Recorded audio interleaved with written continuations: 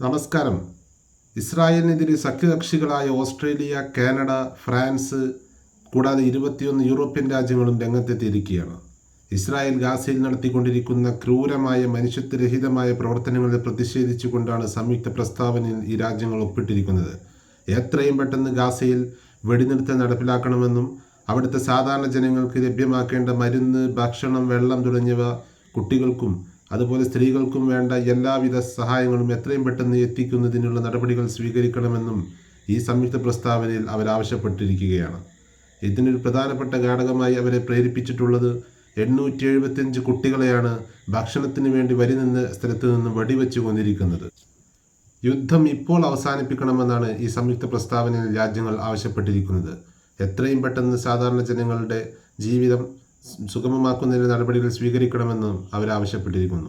സംയുക്ത പ്രസ്താവനയിൽ വ്യക്തമാക്കുന്ന മറ്റൊരു കാര്യമെന്ന് പറയുന്നത് ഗാസയിലെ സാധാരണ ജനങ്ങളുടെ ജീവിതം മറ്റൊരു തലത്തിലേക്ക് പോയിക്കൊണ്ടിരിക്കുകയാണെന്നും ഇസ്രായേൽ എത്രയും പെട്ടെന്ന് അവിടുത്തെ ജനങ്ങൾക്ക് വേണ്ട സുരക്ഷയും സംരക്ഷണവും ഭക്ഷണവും വെള്ളവും നൽകുന്നതിന് വേണ്ട നടപടികൾ സ്വീകരിക്കണമെന്നും ഇവർ ആവശ്യപ്പെടുന്നു. കൂടാതെ അവിടുത്തെ കുട്ടികൾക്ക് നേരെ നടത്തുന്ന ക്രൂരതകൾ, സ്ത്രീകൾക്ക് നേരെ നടത്തിയിരിക്കുന്ന ക്രൂരതകൾ എല്ലാം എത്രയും പെട്ടെന്ന് നിർത്തിവെക്കണമെന്നും യൂറോപ്യൻ രാജ്യങ്ങൾ ശക്തമായി അപലപിച്ചുകൊണ്ട് അവർ പ്രസ്താവന ഇറക്കിയിരിക്കുക. പ്രധാനപ്പെട്ട കാര്യം കൂടി ഇസ്രായേലിനോട് ഈ രാജ്യങ്ങൾ ആവശ്യപ്പെട്ടിരിക്കുന്നത് തടവിലുള്ള പലസ്തീൻകാരെ എത്രയും പെട്ടെന്ന് മോചിപ്പിക്കണമെന്ന് കൂടി ഇവർ ആവശ്യപ്പെട്ടിരിക്കുകയാണ്. എന്താണ് ഇതിൻ്റെ പിന്നിലുള്ള ചേതോവികാരമെന്ന് ചോദിച്ചാൽ ലോകരാജ്യങ്ങൾക്കിടയിൽ പ്രത്യേകിച്ച് യൂറോപ്യൻ രാജ്യങ്ങളിൽ അവർ ഇസ്രായേലിന് നൽകുന്ന പിന്തുണയെ ശക്തമായി എതിർത്തുകൊണ്ടുള്ള പ്രതിഷേധങ്ങളും പ്രമേയങ്ങളും ഒക്കെ രംഗത്ത് വന്നുകൊണ്ടിരിക്കുകയാണ്. ഇതെല്ലാമാണ് അവരെ ഭരണകൂടങ്ങളെ ഇസ്രായേലിൻ്റെ നീചമായ നടപടികൾക്കെതിരെ രംഗത്തിറങ്ങാൻ പ്രേരിപ്പിച്ചിട്ടുള്ളത് എന്നാണ് അന്താരാഷ്ട്ര നിരീക്ഷകർ വിലയിരുത്തുന്നത്.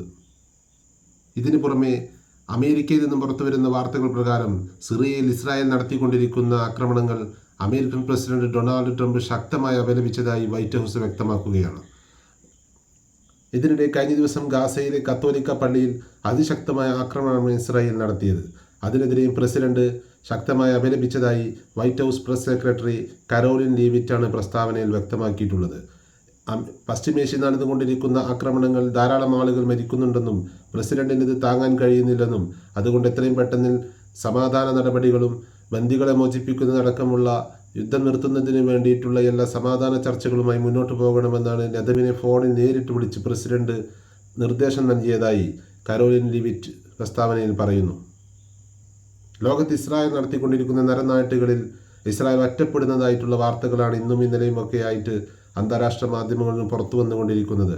യൂറോപ്യൻ യൂണിയൻ രാജ്യങ്ങളും അതുപോലെ അമേരിക്കയും ഒരേ സമയം തന്നെ ഇസ്രായേലിനെതിരെ ശക്തമായ ഭാഷയിൽ പ്രസ്താവനകൾ ഇറക്കിക്കൊണ്ടിരിക്കുകയാണ്.